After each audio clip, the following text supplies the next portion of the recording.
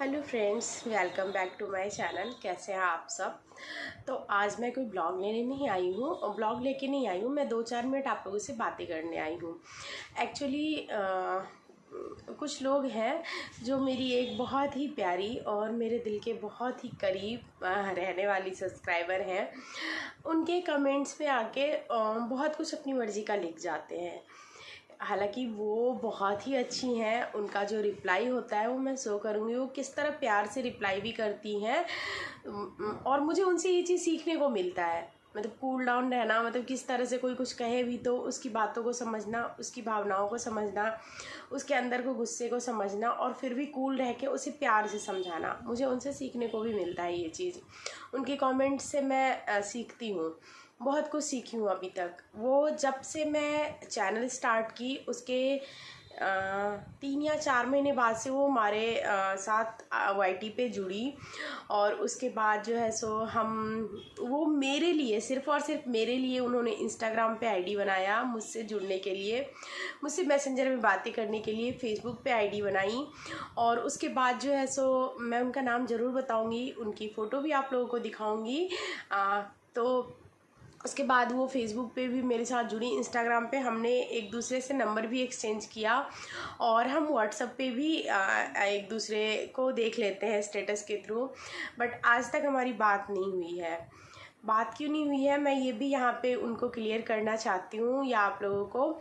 Actually क्या होता है ना, मतलब हर किसी के साथ शायद नहीं होता होगा, मेरे साथ ऐसा होता है कि कोई मेरे लिए बहुत अच्छे होते हैं, बहुत अच्छे। जैसे कि मैं अब बताती हूँ वो मेरी सब्सक्राइबर का नाम क्या है। उनका नाम है निशा अरोरा और इनकी फ़ोटो मैं शो कर देती हूँ, आप लोग देखिए, यही है वो। बट फ़ोटो से नहीं, अभी तो बस दिखा देती हूँ।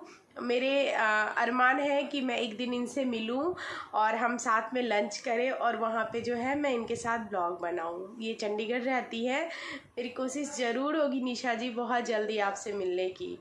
मतलब अब मुझे क्योंकि अब एक उम्र निकलने के बाद ना एक्साइटमेंट ख़त्म होती जाती है उतनी ज़्यादा हर चीज़ के लिए। जैसे हमें पहले आज से 5 साल 10 साल पहले एक्साइटमेंट होती थी किसी चीज़ के लिए, कहीं जाने के लिए, किससे मिलने के लिए, घूमने के लिए, कुछ लेने के लिए, वो एक्साइटमेंट अब हमारे अंदर नहीं रह गई है।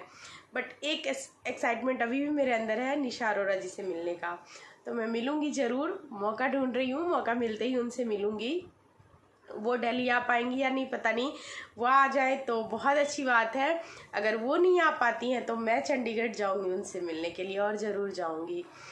और दूसरी बात मैं आप लोग को बता दी कि ये मेरे साथ अभी 4 साल से हम कमेंट्स में एक दूसरे को देखते हैं। उनके कमेंट्स पढ़ के ना मेरे यहाँ पे तीर से लगते हैं, एक तीर होती है ना वो लगते हैं।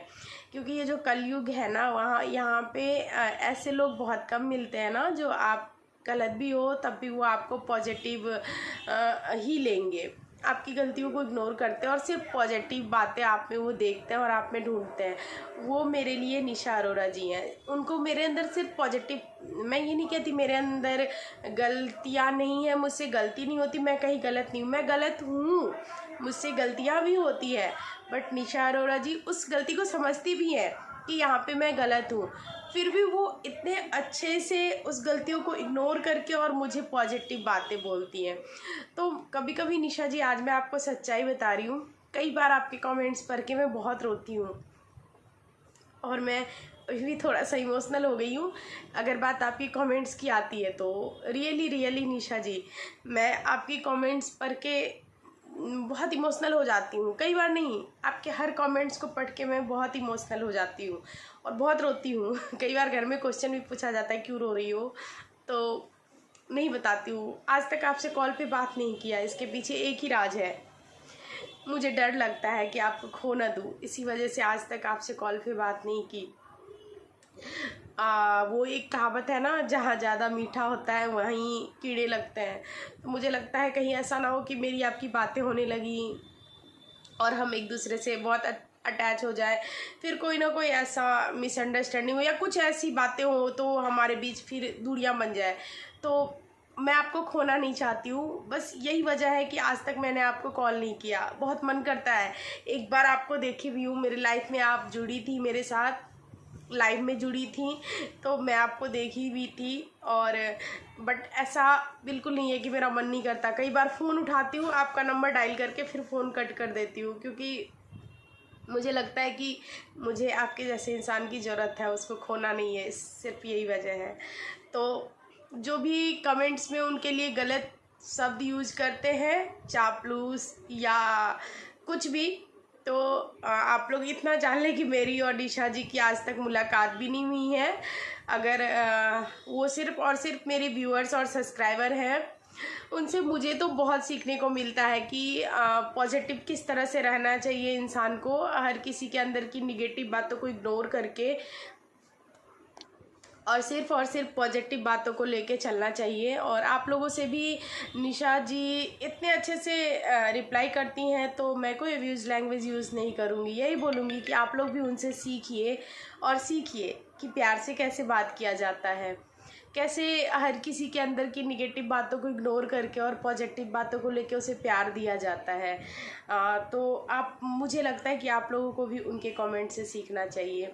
मुझे बहुत कुछ सीखने को मिलता है उनके कमेंट्स से। सिर्फ बताइए, मैं उनके कमेंट्स पर के इमोशनल होकर रोती हूँ, तो आप सोच सकते हैं कि कितना प्यार होगा मुझे उनसे। आज मैं बस यही कहना चाहती हूँ निशा जी आपको, निशा अरोरा जी आपको इस वीडियो के थ्रू, इस 4 साल में जो प्यार मुझे आपसे मिला है ना, कहीं नहीं मिला।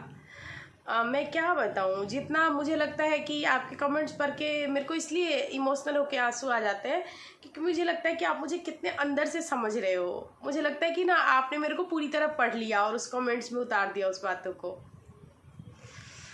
ऐसे इंसान मिलना बहुत मुश्किल होता है। तो मैं बहुत किस्मत वाली हूँ कि मुझे आप जैसे लोगों से मैं कहीं ना कहीं कनेक्ट हूँ।